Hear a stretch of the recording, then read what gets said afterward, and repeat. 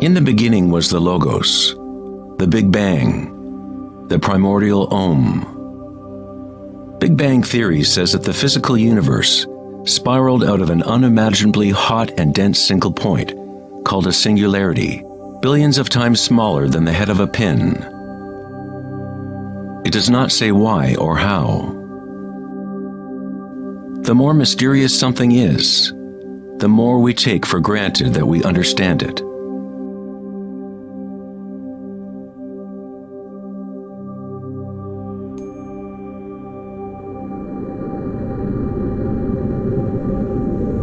It was thought that eventually gravity would either slow the expansion or contract the universe in a big crunch.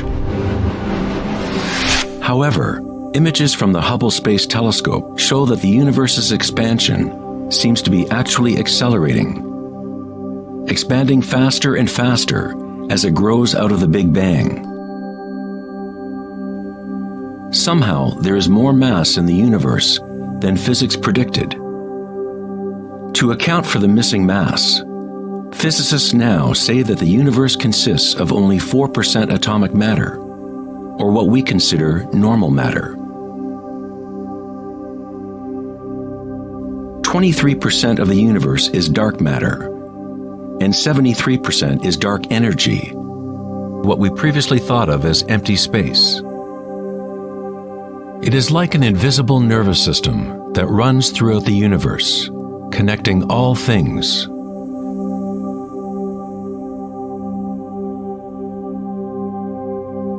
The ancient Vedic teachers taught Nada Brahma, the universe is vibration. The vibratory field is at the root of all true spiritual experience and scientific investigation. It is the same field of energy that saints, Buddhas, yogis, mystics, priests, shamans, and seers have observed by looking within themselves. It has been called Akasha, the primordial Om, Indra's net of jewels, the music of the spheres, and 1,000 other names throughout history.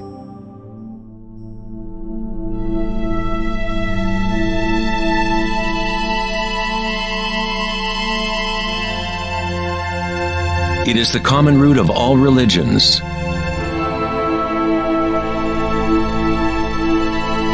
And the link between our inner worlds and our outer worlds.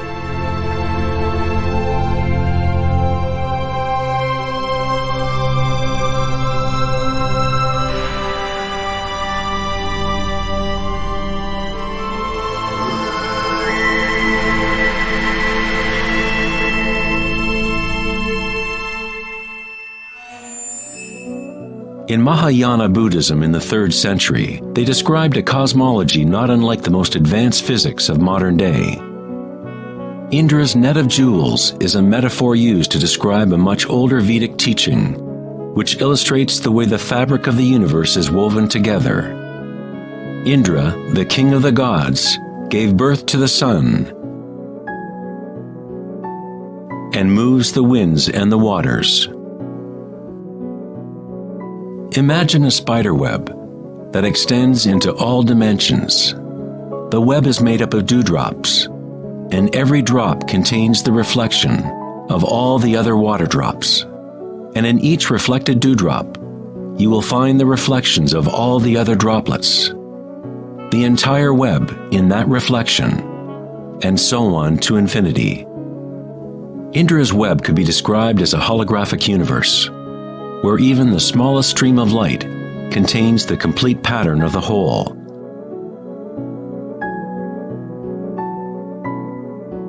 The Serbian-American scientist Nikola Tesla is sometimes referred to as the man who invented the 20th century. Tesla was responsible for discovering alternating current electricity and many other creations that are now part of everyday life.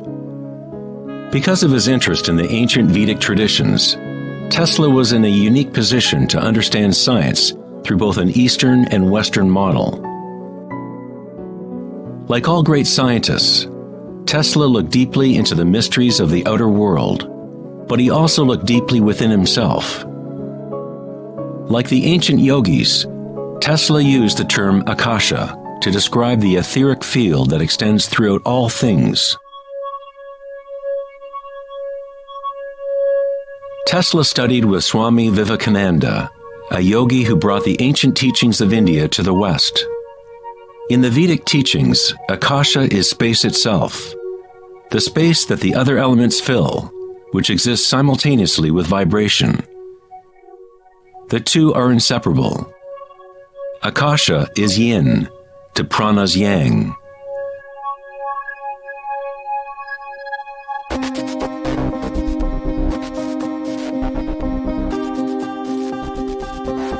A modern concept that can help us to conceptualize Akasha, or the primary substance, is the idea of fractals. It wasn't until the 1980s that advances in computers allowed us to actually visualize and reproduce mathematically the patterns in nature. The term fractal was coined in 1980 by mathematician Benoit Mandelbrot, who studied certain simple mathematical equations that, when they are repeated, produce an unending array of changing mathematical or geometrical forms within a limited framework. They are limited, but at the same time, infinite.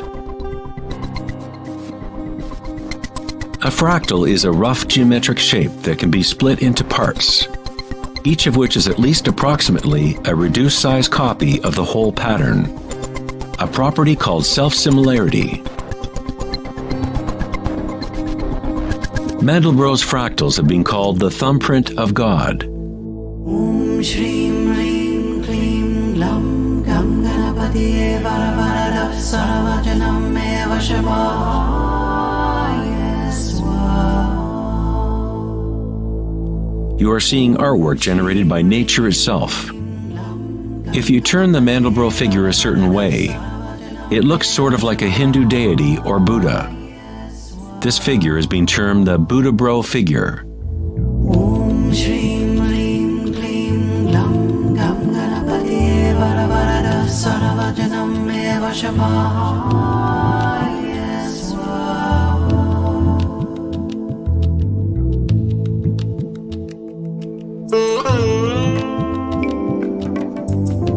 If you look at some forms of ancient art and architecture, you will see that humans have long associated beauty and the sacred with fractal patterns.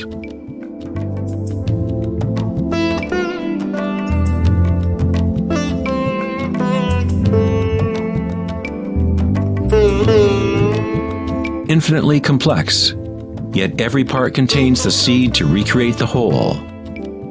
Fractals have changed mathematicians' views of the universe and how it operates. With each new level of magnification, there are differences from the original. Constant change and transformation occurs as we traverse from one level of fractal detail to another. This transformation is the cosmic spiral, the embedded intelligence of the matrix of time-space.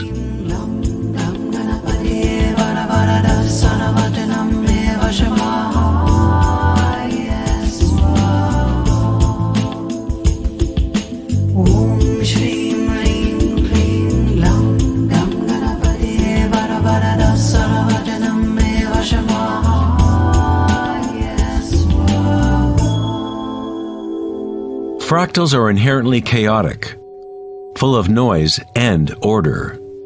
When our minds recognize or define a pattern, we focus on it, as if it is a thing. We try to find the patterns we see as beautiful, but in order to hold the pattern in our minds, we must push away the rest of the fractal.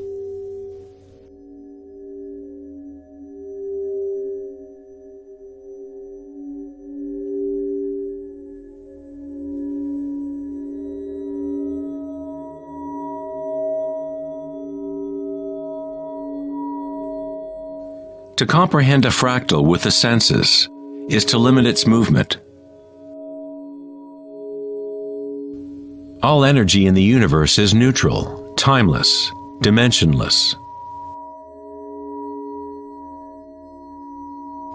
Our own creativity and capacity for pattern recognition is the link between the microcosm and macrocosm, the timeless world of waves, and the solid world of things. Observation is an act of creation through limitations inherent in thinking. We are creating the illusion of solidity, of things by labeling, by naming. The philosopher Kierkegaard said, "If you name me, you negate me." By giving me a name, a label, you negate all of the other things I could possibly be. You lock the particle into being a thing by pinning it down, naming it. But at the same time, you are creating it, defining it to exist. Creativity is our highest nature. With the creation of things comes time, which is what creates the illusion of solidity.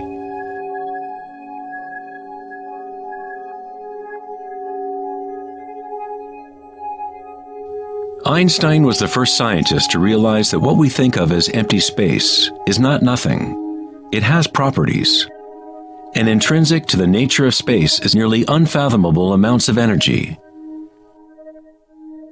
The renowned physicist Richard Feynman once said, "There is enough energy in a single cubic meter of space to boil all the oceans in the world." Advanced meditators know that in the stillness lies the greatest power. The Buddha had yet another term for the primary substance, what he termed kalpas, which are like tiny particles or wavelets that are arising and passing away trillions of times per second.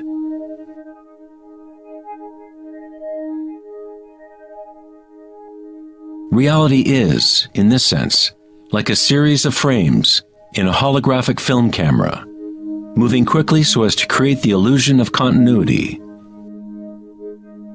When consciousness becomes perfectly still, the illusion is understood, because it is consciousness itself that drives the illusion.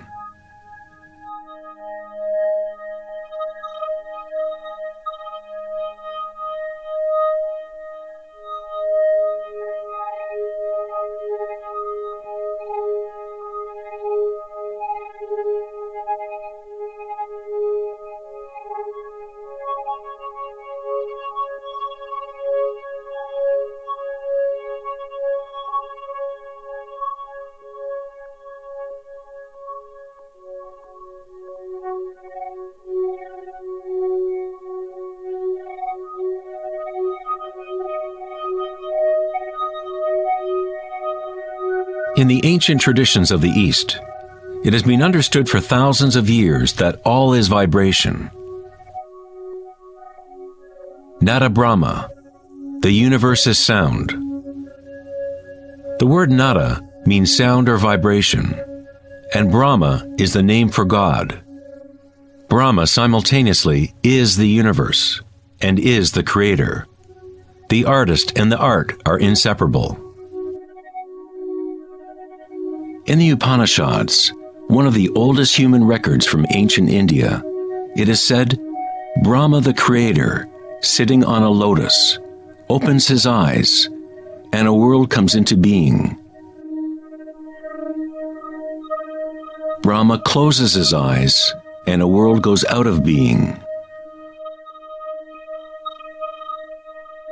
Ancient mystics, yogis, and seers have maintained that there is a field at the root level of consciousness. The Akashic field, or the Akashic records, where all information, all experience, past, present, and future, exists now and always.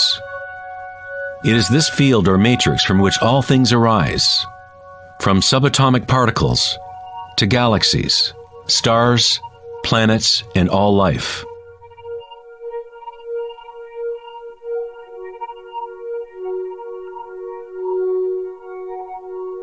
You never see anything in its totality, because it is made up of layer upon layer of vibration, and it is constantly changing, exchanging information with Akasha.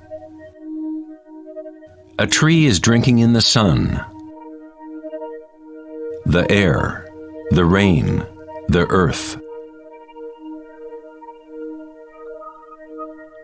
a world of energy moves in and out of this thing we call a tree. When the thinking mind is still, then you see reality as it is, all aspects together. The tree and the sky and the earth, the rain and the stars are not separate. Life and death, self and other, are not separate, just as the mountain and the valley are inseparable. In the Native American and other indigenous traditions, it is said that everything has spirit, which is simply another way of saying everything is connected to the one vibratory source. There is one consciousness, one field, one force that moves through all. This field is not happening around you. It is happening through you and happening as you. You are the you in universe. You are the eyes through which creation sees itself. When you wake from a dream, you realize that everything in the dream was you. You were creating it. So-called real life is no different. Everyone, everything is you. The one consciousness looking out of every eye. Under every rock.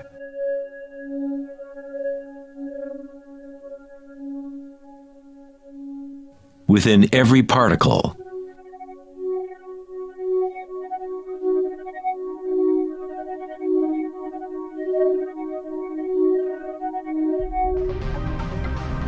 International researchers at CERN, the European Laboratory for Particle Physics, are searching for this field that extends throughout all things. But instead of looking within, they look to the outer physical world. Researchers at the CERN laboratory in Geneva, Switzerland, announced that they had found the Higgs boson, or the God particle. The Higgs boson experiments prove scientifically that an invisible energy field fills the vacuum of space. CERN's Large Hadron Collider consists of a ring 17 miles in circumference, in which two beams of particles race in opposite directions, converging and smashing together at nearly the speed of light. Scientists observe what comes out of the violent collisions. The standard model cannot account for how particles get their mass. Everything appears to be made of vibration, but there is no thing being vibrated. It is as if there has been an invisible dancer, a shadow, dancing hidden in the ballet of the universe. All the other dancers have always danced around this hidden dancer. We have observed the choreography of the dance, but until now we could not see that dancer.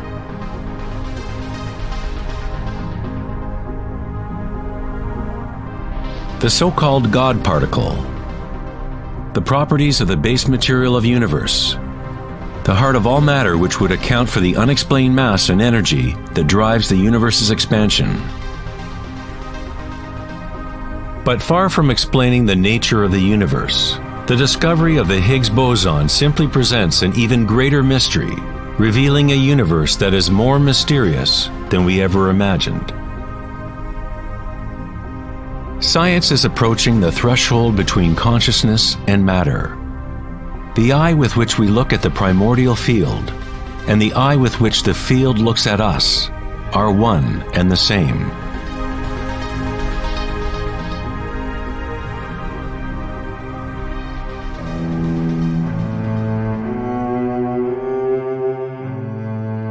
The German writer and luminary Wolfgang von Goethe said, "The wave is the primordial phenomenon which gave rise to the world." Cymatics is the study of visible sound. The word cymatics comes from the Greek root cyma, which means wave or vibration.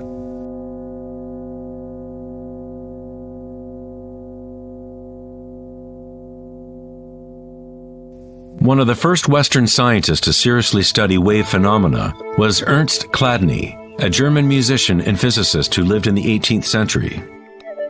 Chladni discovered that when he spread sand on metal plates and then vibrated the plates with a violin bow, the sand arranged itself into patterns. Different geometrical forms appeared depending on the vibration produced.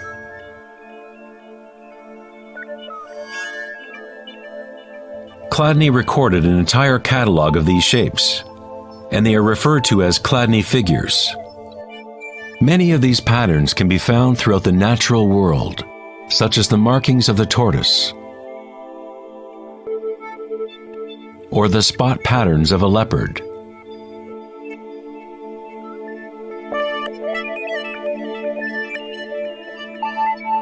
Studying Chladni patterns or cymatic patterns is one secret way in which high-end guitar, violin, and other instrument makers determine the sound qualities of the instruments they make.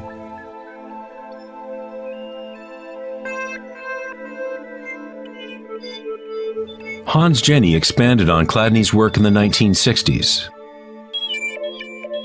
Using various fluids and electronic amplification to generate sound frequencies, and coined the term cymatics. If you run simple sine waves through a dish of water, you can see patterns in the water. Depending on the frequency of the wave, different ripple patterns will appear. The higher the frequency, the more complex the pattern. These forms are repeatable, not random. The more you observe, the more you start to see how vibration arranges matter into complex forms from simple repeating waves. This water vibration has a pattern similar to a sunflower.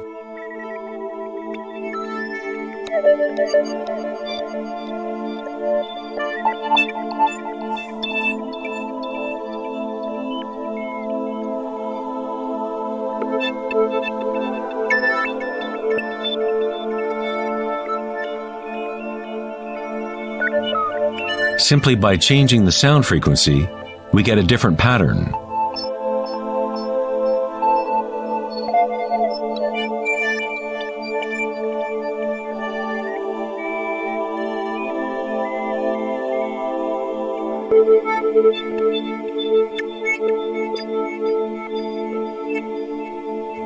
Water is a very mysterious substance. It is highly impressionable. That is, it can receive and hold on to vibration. Because of its high resonance capacity and sensitivity, and an inner readiness to resonate, the water responds instantaneously to all types of sonic waves. Vibrating water and earth make up the majority of mass in plants and animals.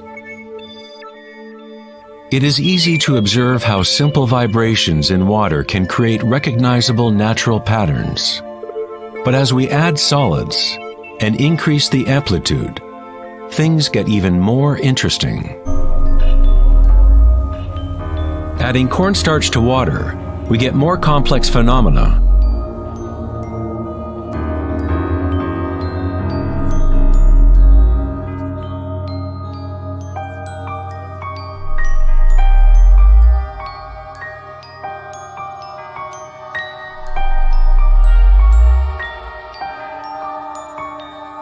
Perhaps the principles of life itself can be observed as vibrations move the cornstarch blob into what appears to be a moving organism.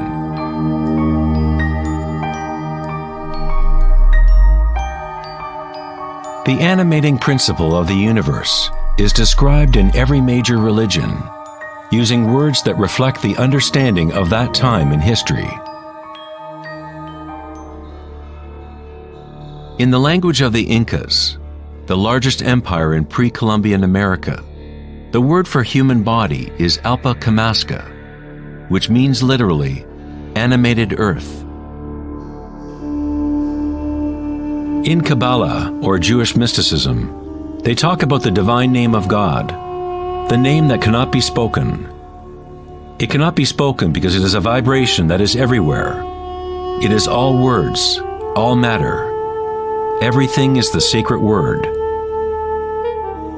The tetrahedron is the simplest shape that can exist in 3 dimensions. Something must have at least 4 points to have physical reality. The triangle structure is nature's only self-stabilizing pattern. In the Old Testament, the word tetragrammaton was often used to represent a certain manifestation of God. It was used when talking about the Word of God, or the special name of God, Logos or primordial Word.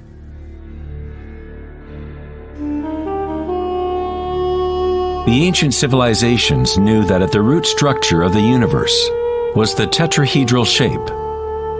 Out of this shape, nature exhibits a fundamental drive toward equilibrium, Shiva, while it also has a fundamental drive towards change, Shakti.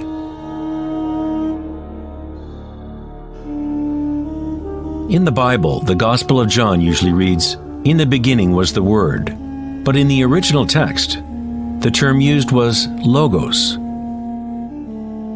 The Greek philosopher Heraclitus, who lived around 500 years before Christ, referred to the logos as something fundamentally unknowable, the origin of all repetition, pattern, and form. The Stoic philosophers who followed the teachings of Heraclitus identified the term with the divine animating principle pervading the universe.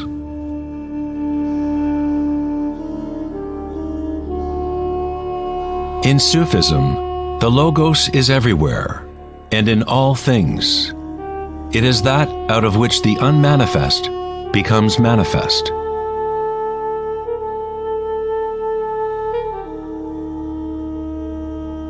In the Hindu tradition, Shiva Nataraja literally means Lord of the Dance. The whole cosmos dances to Shiva's drum. All is imbued or ensouled with the pulsation. Only as long as Shiva is dancing can the world continue to evolve and change. Otherwise, it collapses back into nothingness. While Shiva is representative of our witnessing consciousness, Shakti is the substance or stuff of the world. While Shiva lies in meditation, Shakti tries to move him, to bring him into the dance. Like yin and yang, the dancer and the dance exist as one. Logos also means unconcealed truth. He who knows the Logos knows the truth. Many layers of concealment exist in the human world, as Akasha has been swirled into complex structures, concealing the source from itself. Like a divine game of hide and seek, we have been hiding for thousands of years, eventually forgetting about the game completely. We somehow forgot that there was anything to find.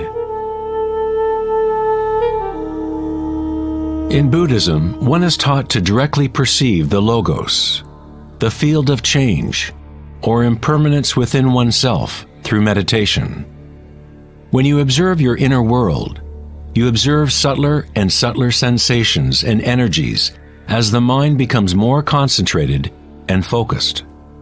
Through the direct realization of anicca, or impermanence at the root level of sensation, one becomes free of attachment to transient external forms. Once we realize there is one vibratory field that is the common root of all religions, how can we say, my religion, or this is my primordial Om, my quantum field?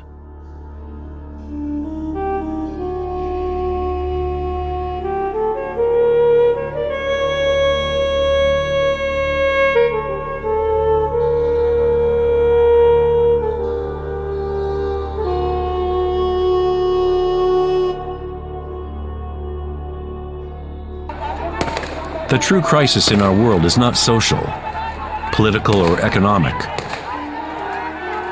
Our crisis is a crisis of consciousness, an inability to directly experience our true nature, an inability to recognize this nature in everyone and in all things.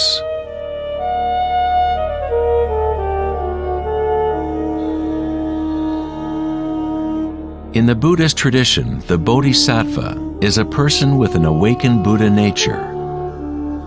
A Bodhisattva vows to help to awaken every being in the universe, realizing that there is only one consciousness. To awaken one's true self, one must awaken all beings.